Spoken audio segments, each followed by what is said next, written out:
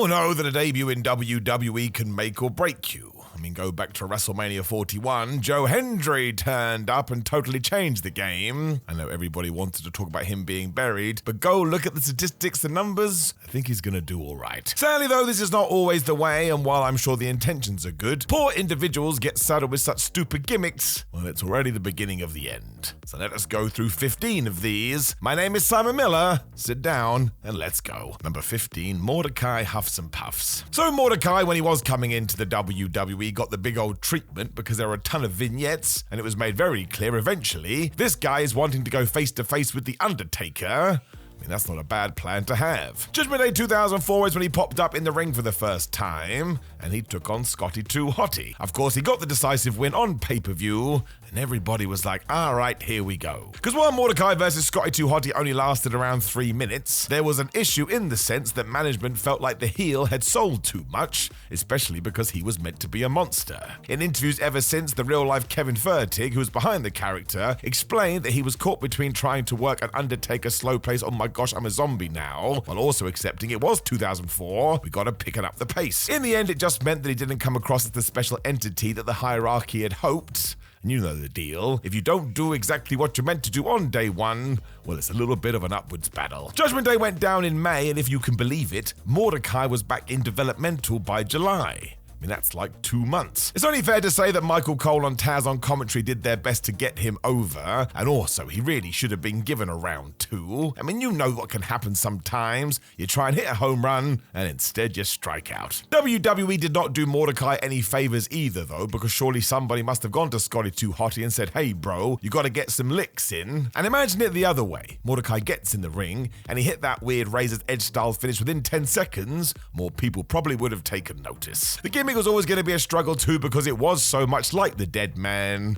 And yeah, soon after this he was gone. It was not ideal. Number 14, Johnny Curtis literally cries over spilled milk. Original NXT rookie Johnny Curtis made his first main roster appearance in a backstage skit on the 3rd of June 2011 episode of SmackDown. All of this was supposed to bring a closure to his NXT story arc and give us a wink wink nudge nudge that maybe one day he was going to come Fandango.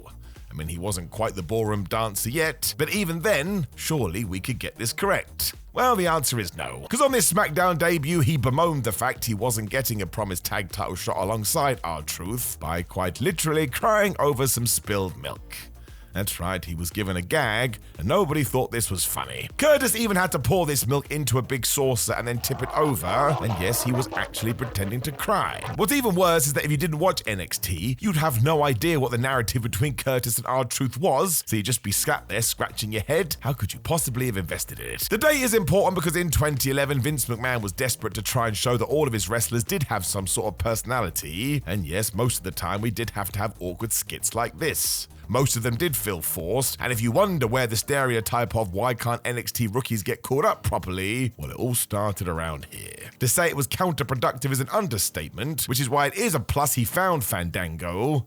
I hate to think what would happen otherwise. Number 13, Sin Cara botches his entrance. Sin Cara is always going to be a fascinating case study when it comes to the WWE, because he was Triple H's first signing after the game had taken over talent relations. The former Mystico in CMLL is obviously incredibly talented too, but very sadly, come the 11th of April, well, it all went bad during his debut. Because Cara got off to the worst start when trying to jump on a trampoline to get into the ring, because it didn't go exactly to plan, and he got tangled up in the ropes.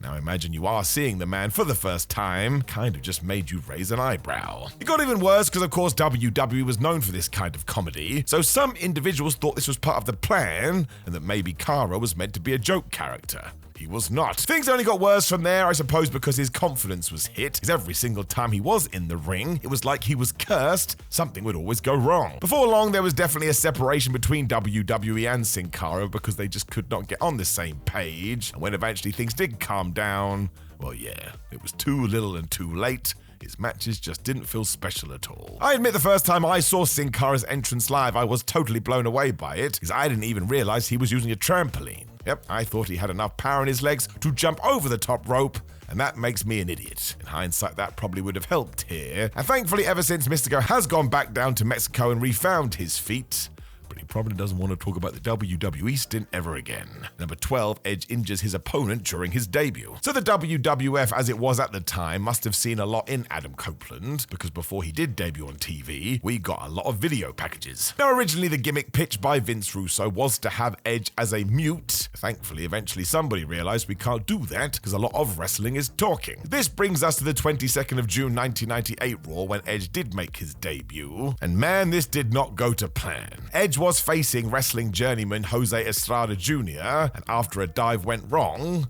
well, he hurt his neck. Given that an injury like this has to be taken care of, the match was cut short, mostly because Estrada was too injured to continue. So of course, health and happiness foremost, but just take a minute to step into Adam Copeland's shoes. Can you imagine how worried he must have been? He had just accidentally hurt somebody on his first appearance. He probably thought his days were done. Thankfully, Jose was able to bounce back from this eventually and start wrestling again, and we all know the deal with Edge. He went on to have a Hall of Fame-worthy career and won a bunch of world championships and main evented WrestleMania. So there's some inspiration for everybody listening. Even if you do trip up at first, the future can be bright. Number 11, Emelina, waste your time. So let's just go into the statistics. WWE made fans sit through approximately 17 weeks of vignettes promising that Emma was about to become Emelina. The day finally arrived on the 13th of February 2017 Raw, when Emelina walked out the day before Valentine's Day and said, "You know what, I've changed my mind, I don't know what to do this anymore." She went back through the curtain, and yep, she was just Emma again. As we would soon learn, WWE chiefs had decided that Emma wasn't able to pull this character off, but that one doesn't make any sense, and it's 2 + 2 = potato. At least give her a chance and then let her work on the damn thing. This just felt like one massive troll, and yeah, like we said in the title, was an utter waste of everybody's time, including WWE's. Think if you were the director behind all those videos as well, you'd be like, well, why did I even do that? You'd be lying on your deathbed, and that would be sticking out in your brain. If nothing else, it did no favors for Emma, because she was never really able to get back to where she was, mostly because the fans were asking the question, well, what the hell happened here? It's really not protecting your talent or actually sitting down or working with them, which was absolutely a problem with the old WWE. I think these days they'd actually find a way to make it click. But yeah, this was not a good debut. Number 10, Brandon Walker's knock-knock joke. Ex-TNA standout Chris Harris must have been over the moon when he signed with WWE in 2008. Not only had he had a great run in total non-stop action, but the fans were most definitely in his corner. They wanted him to succeed. He was eventually introduced by ECW GM Teddy Long during a backstage skit on the 8th of July episode, when he did indeed have a chat with former GM Armando Estrada. Now, the first error we made here was calling Chris Brandon Walker. Not trying to be horrible, but that's the most generic name I've ever heard, and sounds like it came straight out of WWE 2K25. What made it even worse, though, is that Walker was scripted to tell a knock-knock joke to Estrada, which went, "Knock knock, who's there? Brandon Walker, and I'm going to knock your brains out." Okay, thanks for telling me. Walker didn't deliver this with any real aggression in his voice either, and also, it's a knock-knock joke. So unless you're trying to get over with 6-year-olds, I do not think this was the way. Incredibly too, Brandon Walker's adventure on ECW lasted only 2 matches before all of it got canned. There were a few other backstage skits where he just went around introducing himself to people, and I tell you, my friends, that was that. WWE soon decided they had made a mistake, and he never even got a chance to rectify it. You can go back and watch all these and look at Chris Harris's face. He visibly hates his own gimmick. He soon was out the company too, and honestly, talk about not even giving the dude a chance. This was another one that was just so stupid. Number 9, Hector Guerrero hatches as the gobbledygooker. So this one has been talked over and over again, but when it comes to bad debuts, well, how the flub can you ignore it? Hector Guerrero did burst out of a giant egg at the Survivor Series 1990, and he was indeed dubbed the gobbledygooker. Now, do not get this wrong, my friends. Vince McMahon wanted this giant turkey to be the mascot of the World Wrestling Federation. He had seen the likes of Mario and Sonic doing it for Nintendo and Sega and tried to follow suit, but who the hell came up with this one? The Undertaker has talked about this as well because he debuted on the same show and he was actually terrified that he would be the giant Eggman. I mean, if that doesn't sum it up. Thankfully for Hector, at least he was hidden under a mask, but this did not do him any favors. And also, even kids thought this was dumb. So what do you think adults made of it? The funniest part is that when Gene Okerlund did actually introduce the gobbledygooker, he said it like it was some massive star that we would all recognize. Obviously in 2025 we all know that it was the opposite, and genuinely is one of the worst ideas in wrestling history. I mean, talk about insult to the fans. This thing was built up for weeks when a giant turkey man hatched from the thing. I'd love to say that the WWF never did anything like this again, but that would be a lie. They did it all the time. Number 8, Frier Ferguson is a mad monk. The real-life Mike Shaw had an all-time run of questionable gimmicks throughout WCW and WWF, but what he did here was undoubtedly one of the worst. Firstly, Vince McMahon brought him in as Frier Ferguson and debuted the religious gimmick on the 12th of April 1993 Raw. There he beat enhancement worker Chris Duffy in what was supposed to be a short and sweet intro. Now yes, this gimmick was meant to be cartoony, but that didn't stop the Catholic Church, who actually got in touch with the WWF and said, yeah, maybe you should stop doing this. It was one of those situations when even the company realized they were fighting a losing battle, so they decided to change the character. And do you know what they came up with? Bastion Booger. It is not hard to work out that was not an improvement on the Friar, because the whole point of Bastion was he was meant to be a slovenly glutton who didn't wash. I mean, I can't see that guy headlining WrestleMania. Really though, it all goes back to how he did debut as the Mad Monk, who was meant to have wrestling skills, because that sounds like something that would come out of a Disney cartoon.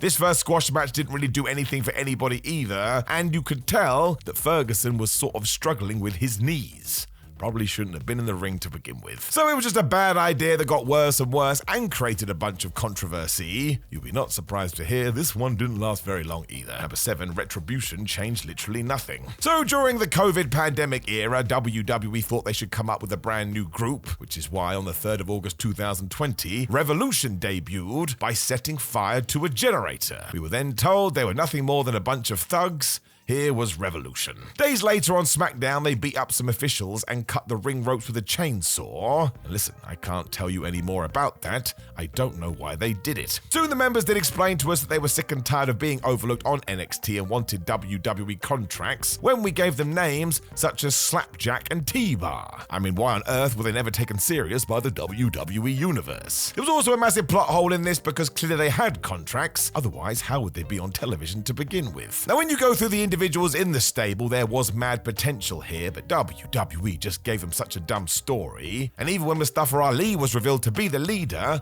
we would just not allow them any time to actually make this work. Come the end of the year, most were describing it as one of 2020's weakest storylines, and really that does come down to the creative team. You'd pick people here that knew what they were doing, but then put them in stupid masks and told them to say things that didn't make any sense. It affected their standing within the company too, to the point most got released. So honestly, let's never ever do anything like this again. Number 6, Karrion Kross becomes a joke. No matter what you thought of Karrion Kross down in NXT, he was booked wonderfully. He was the NXT champion for ages and with just school fools, he was very fun and exciting to watch. That's why it made no sense when he did debut on the 19th of July 2021 episode of Raw and instantly lost to Jeff Hardy in around about 2 minutes. Afterwards, he was also exasperated and sort of mumbling about revenge. And if you hadn't watched NXT, you were like, well, this isn't the Karrion Kross I know. What the flub are we doing? Jump forward to the 23rd of August Raw, and poor Kross also had to come out in a helmet and suspenders and looked a little bit like he was a gimp. Don't get mad at me, that's what everybody else said. It was absolutely terrible, mostly because Vince McMahon didn't know anything about NXT and essentially tampered with things just to wind other people up. Karrion Kross then lost all his credibility because of this, meaning we had to start again. I mean, honestly, it's one of the stupidest things we've ever done. The fans knew this too and got even more mad when Scarlett was removed from Kross's side, and come the 4th of November, he was released. No wonder wrestlers get so mad about this stuff. What else was he meant to do? Thankfully, when the WWE did shift its managerial structure, he was brought back in August 2022, although it's only really now we're finally seeing his potential. But yeah, go back and watch all this, especially when he came out in his weird Krang gear. I have no idea what Vince McMahon was thinking. This one was just bad. Number 5, LA Knight is Max Dupree. So all things considered, LA Knight probably could have made this work because he just gets it, but at the same time, look at the star he is today. Why the hell was the main roster not trying to do this to begin with? Well, I can explain it to you. It's because the Maximum Male models had recently debuted on SmackDown, so somebody decided they needed a mouthpiece and a manager, and they gave that slot to the called up LA Knight, and they called him Max Dupree. This was the 20th of May 2022, and just go watch any of these skits. Poor Max Dupree is essentially dragging himself through this, I mean, he does make the best of bad material, but it was never going to work out. The WWE did not treat any of them right either, because Mansoir and Marseille were doing excellent stuff here, and yet the machine never got properly behind them. It soon came out that Vince McMahon was not happy with Max Dupri's work, and that he was actually thinking of letting him go. I mean, why somebody didn't just show him a tape of NXT, I do not know. But yeah, eventually Triple H did take over, and LA Knight was reborn on the main roster, and surprise, surprise, it has been a massive success. So if something is working in your developmental brand, maybe just do that on Raw and SmackDown, and don't come up with a stupid idea. Number 4, fake Diesel and fake Razor Ramon. Poor Jim Ross on the 30th of September Raw 1996 had to pretend that Kevin Nash and Scott Hall were coming back to the company. This was a half lie. I mean, Diesel and Razor Ramon were going to return, but they were now played by completely different people. These poor roles went to Rick Bogner and Glenn Jacobs, who of course in the future would be Kane. And this is genuinely because Vince McMahon had decided nobody cares about the human being behind the mask, they just want to see the gimmick. Once again, he was totally incorrect. Most of the audience felt like they had been tricked here because it was a massive troll, and it made JR look like a damn fool. He had to pretend these were the real guys. All you need to do is go and rewatch their debut and listen to the fans. It was like a balloon had been popped in the arena. They had all bought into this idea that, oh my gosh, Nash and Hall were going to come back, and instead we got 2 imposters. Poor Bogner was never able to overcome this in the World Wrestling Federation, and if it wasn't for The Undertaker needing a new opponent, who the flub knows what would have happened to Glenn Jacobs. It really does come down to the fact that the WWF and WCW were feuding at every single turn. But yeah, this is another one. Let's never do it again. It served absolutely nobody. Number 3, it's Christian. The 10th of February 2009 episode of ECW was in full swing when from nowhere, Christian returned. This was a major comeback for Captain Charisma because he had spent several years doing excellent work in TNA, and now he was back to try and win a World Heavyweight title. All of this should have been absolutely fine until you learn what Vince McMahon told then ECW announcer Todd Grisham. Because everybody was stunned when Christian did walk out, and he quite literally just said, it's Christian. It's like somebody had just received a bill in the mail. He could not have been less enthused. As it turns out, it all comes down to the fact that Vince McMahon never really was into the Christian character and therefore tried to mug him off. If you were watching at the time, though, you should have been livid, because Christian was meant to play a part in the ongoing feud between Edge and Jeff Hardy. That would have served as a wonderful surprise, but because the news leaked to the internet, Vince McMahon changed it to Matt Hardy, who turned heel at the Royal Rumble. And trust me, I was watching at the time, and this one also didn't make any sense. Thankfully, things have worked out well for Christian in the long term, and his stint in AEW has proved to everybody he is all time. But he must have been livid here. Everybody wants a great WWE return and comeback with the bells and whistles, and instead he got, it's Christian. Number 2, Lord Tensai has no chance. When Matt Bloom moved to wrestle in Japan after his first WWE stint, he reminded everybody, oh yeah, I'm a really good big man. He did such fine work, eventually he got the call to come back to the WWE when he did re-debut on the 2nd of April 2012 episode of Raw. He was also allowed to run through the Miz's protege Alex Riley to send a message that he was going straight for the main event. Although we had a problem, we were calling him Lord Tensai, even though everybody knew this used to be Albert. Therefore, during this fight, all the crowd did was chant Albert, Albert, Albert, and some people even said, why don't you shave your back? Because yes, before all of this, he was a very hairy man.